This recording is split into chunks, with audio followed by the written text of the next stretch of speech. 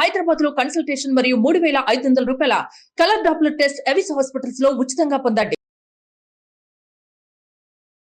నమస్తే, welcome to Suman TV. నేను మీ Suman TV Usha, innovator episode 4. చాలా మందికి ఆడపిల్లలకు సంబంధించి డౌట్స్ ఉంటుంటాయి. ఇన్ఫర్టిలిటీ సమస్యలతో చాలా మంది ఇబ్బంది పడుతూ ఉన్నారు. అండ్ దాంతోపాటు హైజీన్ ఏ విధంగా పాటించాల్సిన అవసరం ఉంటుంది, హైజీన్ని కనుక మనం నెగ్లెక్ట్ చేస్తే పీరియడ్స్ ఉన్నప్పుడు ఎటువంటి కాన్సిక్వెన్సెస్ చూడాల్సిన అవసరం ఉంటుంది. అండ్ ఏదైతే ఫిజికల్ ఇంటిమసీ గురించి అందరూ మాట్లాడుతూ ఉంటుంటారు, ఆఫ్టర్ మ్యారేజ్ ప్రెగ్నెన్సీ వచ్చిన తర్వాత ఫిజికల్ ఇంటిమసీ అనేది ఏ టైంలో చేయాలి, ఏ టైంలో చేయకూడదు అన్న వాటిపైన కూడా చాలామందికి అనుమానాలు వ్యక్తమవుతూ ఉంటుంటాయి. అండ్ మిస్క్యారేజెస్ ఎందుకు అవుతున్నాయి, చిన్న వయసులోనే పిల్లలు మెచ్యూర్ అవ్వడానికి గల కారణాలు ఏంటి, వీటన్నింటిపైన వాళ్ళ మనతో మాట్లాడడానికి స్టూడియోలో ఉన్నారు డాక్టర్ సరళ గారు, గైనకాలజిస్ట్. ఆవిడ అడిగి తెలుసుకుందాం. నమస్తే డాక్టర్ సరళ గారు. నమస్తే Usha. Thank you so much, అడగగానే నో చెప్పకుండా ఇంత దూరం వచ్చినందుకు థ్యాంక్ యూ సో మచ్. నాకు తెలుసు డెలివరీలతో చాలా బిజీ ఉంటుంటారు, హాస్పిటల్ చుట్టూ జనాలు ఎలా అంటే ఇంట్లో మనిషిలా ట్రీట్ చేస్తూ ఉంటారు. కాబట్టి ఆ విధంగానే అటాచ్ అయి ఉన్న పేషెంట్స్ చాలా ఎక్కువ మంది అని చెప్పొచ్చండి మీకు. Thank you so much, wonderful service మీది. ఎన్నో నార్మల్ డెలివరీస్ చేస్తూ హస్తవాస్య మంచిది అన్న పేరుని పొందారు అంటే చిన్న విషయం కాదు. నా చిన్నప్పుడు ఎప్పుడో వినేదాన్ని నేను ఈ డాక్టర్ హస్తవాస్య మంచిదని. ఈ మధ్యకాలంలో నేను ఎక్కడా వినలేదు. ఫర్ ద ఫస్ట్ టైం హస్తవాస్య అన్న పేరు నేను మీ పేరు ముందు వినడమే జరిగింది. నిజంగా గ్రేట్ఫుల్ అండి. Thank you so much. Thank you Usha garu. Pleasure is mine actually. So Suman TV రెగ్యులర్గా వాచ్ చేస్తూ ఉంటా. సుమన్ టీవీ అంటే నేను అసలు కాల్ రాగానే చాలా హ్యాపీ ఫీల్ అయ్యా. ఎట్లా అయినా సరే అటెండ్ చేయాలని 1 వీక్ నుండి ట్రై చేస్తున్నా. ఎట్లా వస్తే ఇవాళ కుదిరింది. Really happy, so happy. Thank you for inviting me here. Thank you ma'am. So చాలా మంది రెగ్యులర్గా అడిగే డౌటేనండి, ఉమెన్ లైఫ్ కనుక మనం తీసుకుంటే ఆడపిల్ల పుట్టినప్పటి నుంచి ఎప్పుడైతే టీన్స్కి వస్తూ ఉంటుంటారు, 11-12 స్టార్ట్ అవుతుంటుందో ప్రతి తల్లికి తెలియని ఒక గుబుల్ స్టార్ట్ అవుతుంది. మెచ్యూర్ స్టేజ్ అని మనం చెప్తూ ఉంటుంటాం. బట్ ఇప్పుడు టూ ఎర్లీ అయిపోయింది ఆడపిల్లల్లో చూసుకుని. ఎందుకంటే వాళ్ళకి హైజీన్ ఎలా మెయింటైన్ చేయాలి ఏంటి అన్నది అవగాహన కూడా ఉండదు. దేనివల్ల అంటారు అసలు ఆ పీరియడ్, ఎర్లీ పీరియడ్ ఎందుకు అంటారు అసలు? రీసెంట్గా 3 days బ్యాకే నేను చూసాను అనమాట. 3rd class 8 years ఏజ్ తనది. 3rd classలో అంతే ఉంటాం కదా. 8 yearsలో తను మెనార్కీ అంటే మెచ్యూరిటీ వచ్చేసింది తనకి. అంటే తనకి ఏంటి అసలు మెచ్యూరిటీ అంటే ఏంటి, పీరియడ్స్ ఏంటి, అది ఏ అవగాహన లేదు తనకి. మదర్ ఏడుస్తూ వచ్చింది నా దగ్గరికి, మేడం ఇప్పుడు మెచ్యూర్ అవ్వడం ఏంటి అంటే తనకు కూడా ఐడియా లేదు. 8 years old 3rd class తన పక్కనున్న పిల్లలంతా చిన్న చిన్న పిల్లలు. ఆ పిల్లల ముందు ఇది ఏంటి మేడం అసలు ఇది మెచ్యూర్ అయ్యిందా, ఇంకేమన్నా వేరే ప్రాబ్లమా అని నా దగ్గర చూపించడానికి తీసుకొచ్చింది. సో ఈ మధ్య కాలంలో ఇలా ఎర్లీ మెనార్కీ చూస్తున్నాం అనమాట. 10 years బ్యాక్, 20 years బ్యాక్ మనము అరౌండ్ 12 years, 12 to 15 years అలా మెచ్యూరిటీ వచ్చేది. అంటే అరౌండ్ 8th, 9th క్లాస్లలో మెచ్యూర్ అయ్యేవారు. ఇప్పుడు 3rd class అమ్మాయి మెచ్యూర్ అయ్యింది అని తను ఏడుస్తుంటే అసలు మన సొసైటీ ఎటు వెళ్తుంది అని ఒక రకంగా బాధేసింది, భయం వేసింది నాకు కూడా. అంటే 5th classలో 4th classలో చూస్తున్నాం అనమాట. ఈ అన్నిటికీ కూడా main reason food, diet, then ఈ యాక్టివిటీస్ అంటే ఫిజికల్ యాక్టివిటీస్ తగ్గిపోవడం. ఆఫ్టర్ కోవిడ్ ఇంకా ఎక్కువైపోయింది. ఫిజికల్ యాక్టివిటీ టోటల్గా close and addicted to TVs and addicted to cells and social media addict అయిపోయి కిడ్స్ దగ్గర నుండి total family addicted. And diet also, diet మొత్తం కూడా స్విగ్గీ, పిజ్జా, స్విగ్గీస్ ఇవన్నీ అప్పట్లో ఎక్కడ ఉండేవి, స్విగ్గీస్ లేకుండే కాబట్టి కరెక్ట్ టైంకి మెచ్యూరిటీ ఉండేది. ఇప్పుడు ఇవన్నీ రావడంతో డైట్ అంతా కూడా ఆర్టిఫిషియల్ డైట్, ఆర్టిఫిషియల్ ఫుడ్ తీసుకోవడము. ఫ్రూట్స్, వెజిటేబుల్స్ పిల్లలు ఎవరు తింటున్నారు? ఫ్రూట్స్ కానీ వెజిటేబుల్స్ కానీ రెగ్యులర్గా మనము ఓల్డెన్ ఏజ్లో తినేటట్టుగా ఫుడ్ తీసుకుంటూ అండ్ యాక్టివిటీ, బయటికి వెళ్ళి పిల్లల్ని ఆడనివ్వాలి. అసలు వాళ్ళకి స్వెట్ అనేది లేకుండా పోయింది. స్వెట్ లేదు ఆడడానికి. అసలు ఒక మదర్, ఒక ఫ్యామిలీలో పిల్లలు చదువుకుంటున్నారా, ఏం చదువుతున్నారో, వాళ్ళ క్లాస్లో వాళ్ళకన్నా ముందున్నారా, ఈ కార్పొరేట్ కల్చర్, కార్పొరేట్ స్కూల్స్ ఇవే తప్ప ఎక్కువ బయటికి వెళ్ళి ఆడుకొని ఇవ్వట్లేదు. మనమే ఆడుకొని ఇవ్వట్లేదు పిల్లల్ని. కంబైన్డ్ ఫ్యామిలీస్ ఎక్కడున్నాయి, అన్ని ఇండివిజువల్ ఫ్యామిలీస్ అయిపోయి పిల్లలు ఆడుకోవడానికి తోడుగా లేరు. దానివల్ల ఇలా ఇంట్లోనే ఆ అమ్మాయి హిస్టరీ నేను తీసుకుంటే 3rd classలో మెచ్యూర్ అయిన అమ్మాయి హిస్టరీ, తను ఐసోలేటెడ్ ఫ్యామిలీ. తన గ్రాండ్ మదర్ కానీ గ్రాండ్ పేరెంట్స్ కానీ తన దగ్గర ఉండరు. తను మమ్మీ డాడీ డ్యూటీకి వెళ్ళిపోతారు. తను ఇంట్లోనే ఉంటుంది. మార్నింగ్ లేసినప్పటి నుండి స్కూల్కి వెళ్ళిపోవడం, స్కూల్ నుండి రాగానే ట్యూషన్ ఉండడం, తర్వాత మమ్మీ డాడీ వచ్చేవరకు సెల్ పట్టుకొని కూర్చోవడం. ఇదే తన రొటీన్ అయిపోయింది తప్ప తను డైట్ ఏం తీసుకుంటుంది, బయట వెళ్ళి ఆడుకుంటుందా లేదా, ఇవన్నీ ఏవి లేదు. ఇప్పుడు లాస్ట్కి వచ్చి మనం ఏడిస్తే ఏం లాభం ఉంది అప్పుడు? ఇప్పుడు ఈరోజు వచ్చి 3rd క్లాస్లోనే అయిపోయింది అని మనం ఇవన్నీ కూడా చేంజెస్ జరగాలి, గ్రాస్గా జరగాలి.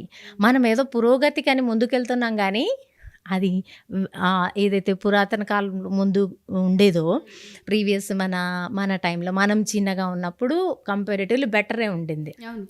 ఇప్పుడు పిల్లలతో పోల్చుకుంటే ఆ పిల్లలది అన్ని అడల్టరేటెడ్ ఫుడ్, ఏ ఫుడ్ తీసుకున్నా ఊర్లలో కొంచెం బెటర్ ఏమో, విలేజెస్లో.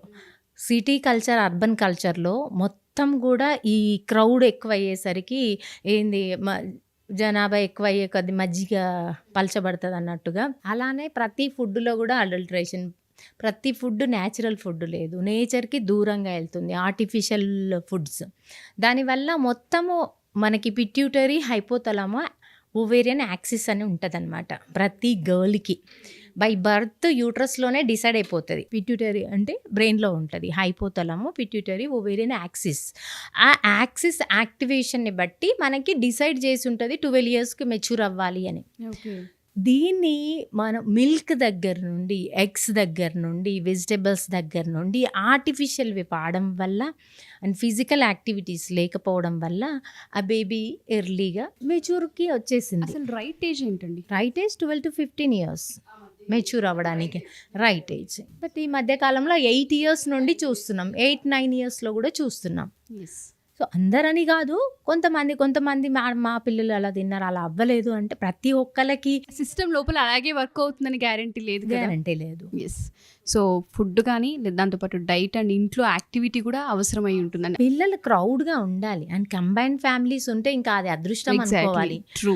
కంబైన్డ్ ఫ్యామిలీస్ లేకపోయినా ఫ్రెండ్స్తో ఆడుకోవడానికి పంపివ్వాలి, మదర్ పంపించాలి, బయటకి ఆడుకోనివ్వదు, బయటకు పంపించరు. అదేంటో మా ఎదురింటి వాళ్ళతో ఈ కార్పొరేట్ కల్చర్ ఏంటిదో, పక్కింటి వాళ్ళతో మాట్లాడినా కూడా వాళ్ళదేదో పడిపోయినట్టుగా మాట్లాడుతున్నా డోర్లు మూసుకునే కల్చర్లు ఉన్నాయి. అంటే మాట్లాడితే దిగదుడుపు అన్నట్టు, హాయ్ చెప్పిన దిగదుడుపు, అట్లాంటి కల్చర్లో పిల్లలతో ఆడుకున్నా కూడా అదేదో తక్కువైపోతామేమో అన్నట్టుగా బిహేవ్ చేస్తుంటే వాళ్ళ పిల్లలకి ఇలాంటి చేంజెస్ కాక ఎలా వస్తాయి? ఇప్పుడు ఎర్లీ మెనార్కి రావడం వల్ల తను ఎర్లీగా బోన్ గ్రోత్ ఆగిపోతుంది. ఎర్లీగా అలా జరిగితే బోన్ హైట్ పెరగరు ఎక్కువ. మనకి బోన్ హైట్ మెచ్యూరిటీ వచ్చే టైంలో పీక్ లెవెల్లో ఉంటుంది అనమాట. సో ఎర్లీగా తనకి మెనార్కి రావడం వల్ల ఆ పీక్ లెవెల్ ఎర్లీగా రీచ్ అయిపోయి హైట్ ఎక్కువ పెరగలేరు, బోన్ స్ట్రాంగ్గా ఉండలేదు, మజిల్ స్ట్రాంగ్గా ఉండలేదు. తను ఎర్లీగా మెనోపాజ్ వస్తుంది, ఎర్లీగా ఓవేరియన్ ఫెయిల్యూర్ అయ్యే ఛాన్స్ ఉంది. ఎర్లీగా మెచ్యూర్ అయిన వాళ్ళు ఎర్లీగా మెనోపాజ్ వచ్చేస్తుంది వాళ్ళకి. సిస్టమ్ మొత్తం డ్యామేజ్, టోటల్ సిస్టమ్. పిల్లలు పుట్టడానికి late, infertility problems and strongness ఉండదు, బోన్ స్ట్రాంగ్నెస్ ఉండదు, మజిల్ స్ట్రాంగ్నెస్ ఉండదు, నార్మల్ డెలివరీస్ అవ్వవు. ఒకవేళ ఏదో IVF ఏదో కన్సీవ్ అయినా కూడా నార్మల్ డెలివరీ అయ్యే ఛాన్సెస్ తగ్గిపోతాయి. సో అసలు చిన్నప్పటి నుండే మనం మొలక ఇలా స్టార్ట్ అయిపోతుంది మనకి. అది ఓల్డ్ ఏజ్ వరకు అది ఇంటర్నల్గా సిస్టమ్ అలా డ్యామేజ్ అయిపోతుంది. మన గాడ్ ఎంతో పెద్ద గిఫ్ట్, మన బాడీని మన హీల్ చేసుకునే ఒక కెపాసిటీ, ఒక మిషన్ మనకి ఇచ్చాడు. ఆ మిషన్ని మనం ఖరాబ్ చేసుకుంటున్నాం. ఏదైనా మిషన్, ఒక సెల్ కొన్నామంటే దాన్ని ఎంతో కేర్ఫుల్గా చూసుకుంటాం, కార్ కొన్నామంటే ఎంతో కేర్ఫుల్గా చూసుకొని దానికి ఎప్పటికెప్పుడు రిపేర్లు చేస్తుంటాం. కానీ మన బాడీ విషయంలో మనం పట్టించుకోవట్లేదు. దానివల్ల total damage throughout the life జరుగుతుంది. తర్వాత మనమే బాధపడుతున్నాం, ఎందుకు అలా అయింది, ఎందుకు ఇలా అయింది, ఎందుకు పిల్లలు పుట్టట్లేదు, ఎందుకు ఎర్లీగా బోన్ పెయిన్స్ వస్తున్నాయి, ఎందుకు జాయింట్ పెయిన్స్ వస్తున్నాయి. చిన్న ఏజ్లో జాయింట్ పెయిన్స్, చిన్న ఏజ్లోనే మెనోపాజ్. యాక్చువల్గా మెనోపాజ్ ఎప్పుడు రావాలి? 50 above, 45 to 50 రావాలి. 39-40లో చూస్తున్నాం, 39-40 కామన్గా చూస్తున్నా నేను. టీన్స్కి వస్తున్నారు అన్నప్పటి నుంచి పేరెంట్స్ గమనిస్తే చాలా గాజు బొమ్మలా చూసుకోవాల్సిన అవసరం ఉందేమో అని అనిపిస్తుంది. అండ్ మీరు అన్నట్టుగా ఎవరైతే మెచ్యూర్ అవుతూ ఉంటుంటారో కొంతమందికి ఫస్ట్ అయిన తర్వాత 6 months 3 months కనిపించదు మళ్ళీ. అలా అవ్వడానికి రీజన్స్ ఏంటి మ్యామ్? ఇర్రెగ్యులర్ పీరియడ్స్ అవ్వడానికి, పీరియడ్స్ రెగ్యులర్గా రాకుండా ఉండడానికి, వస్తే హెవీగా రావడం, రాకుంటే అసలుకే రాకుండా ఉండడం. మళ్ళీ ఈ మధ్యకాలంలో ఎర్లీ మెనార్కీ అండ్ లేట్గా కూడా మెనార్కీ వస్తుంది. అంటే 15 years అయినా మెచ్యూర్ అవ్వట్లా, అవి కూడా చూస్తున్నాం. అవును. ఇదంతా కూడా ఈ మన యాక్సిస్, మన పిట్యూటరీలో చేంజెస్, పిట్యూటరీ ఓవేరియన్ యాక్సిస్. అంటే పిట్యూటరీకి ఓవరీకి కనెక్షన్ ఉంటుంది హార్మోన్స్ ద్వారా.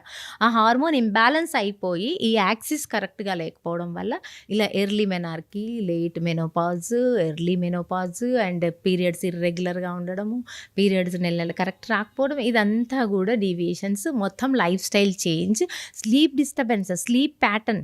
స్లీప్ మనకి ఈ హైపోథాలమస్ పిట్యూటరీ బాగా పనిచేయాలి బ్రెయిన్లో అని అంటే మనకి స్లీప్ అంటే మనకి ఒక హార్మోన్ ఉంటుంది మెలటోనిన్ అనేది. అది నిద్రపోయిన 1 hour తర్వాత మనకి యాక్టివేట్ అవుతుంది బ్రెయిన్లో. అది మెలటోనిన్ బాగా యాక్టివేట్ అయినప్పుడు ఓవరీస్ని హెల్తీగా చూసుకుంటుంది మెలటోనిన్. అసలు నిద్ర ఈ లైట్స్ వెలుతురికి, ఫోకస్లకి, సెల్లుల వెలుతుర్లకి, స్క్రీన్ వెలుతుర్లకి నిద్రలనే లేదు. 12 అవుతుంది, 1, 2 అవుతుంది. అప్పట్లో లైట్స్ కూడా ఉండకపోయేది, దీపాలతో ఉండేవాళ్ళు. ఎంతో 7, 8 వరకు, 9 వరకు పడుకునేవాళ్ళు. అంటే ఎర్లీ బెడ్ వెళ్తే ఈ సాఫ్ట్వేర్ వాళ్ళకి ఎంత కామన్ అయిపోయిందంటే infertility problem. Main reason sleep disturbances, sleep pattern disturbances. Sleep pattern 8 hours continue sleep ఉండాలి, డిస్టర్బ్ లేకుండా ఉండాలి. అది ఎర్లీ టు బెడ్, ఎర్లీగా వెళ్ళాలి. అంటే 9 to 10 మధ్యలో. 12 అవుతుంది, 1 అవుతుంది. డిస్టర్బెన్స్ రావడం వల్ల టోటల్ మన మెలటోనిన్ రిలీజ్ అవ్వదు. మెలటోనిన్ రిలీజ్ అవ్వకపోతే మన బాడీలో ఉన్న ఏ సెక్స్ ఆర్గాన్స్ కానీ, ఇంటర్నల్ ఆర్గాన్స్ కానీ మన మాట వినవు. అది జరుగుతుంది ఇప్పుడు స్లీప్ ప్యాటర్న్ డిస్టర్బెన్సెస్ వల్ల. ఇదంతా మళ్ళీ నార్మలైజ్ తీసుకురావాలంటే మనం మళ్ళీ వెనక కాలానికి వెళ్ళిపోవాలి, ఆ పద్ధతులకు వెళ్ళిపోవాలి. సో ఈ లైట్లు, ఫోకస్లు ఇవన్నిటి నుండి దూరంగా వెళ్ళి వెళ్తురు 9 వరకు, 10 వరకు స్లీప్లోకి వెళ్ళి టెన్షన్ లేకుండా, స్ట్రెస్ లేకుండా ఉంటే ఖచ్చితంగా మళ్ళీ మన బ్రెయిన్ మన మాట వింటుంది, మన ఓవరీస్ మన మాట వింటాయి. ఇన్ఫర్టిలిటీ అనే ప్రాబ్లం రాదు, ఈ ఇర్రెగ్యులర్ పీరియడ్స్ ప్రాబ్లం రావు, ఈ ఎర్లీ మెనార్కీ ప్రాబ్లం రాదు. ఇవన్నీ కూడా సెట్ అవ్వాలంటే మనం ఇవన్నీ వెనక్కి తిరిగి ఒకసారి చూసుకొని వాటిని సెట్ చేసుకోవాలి మనం.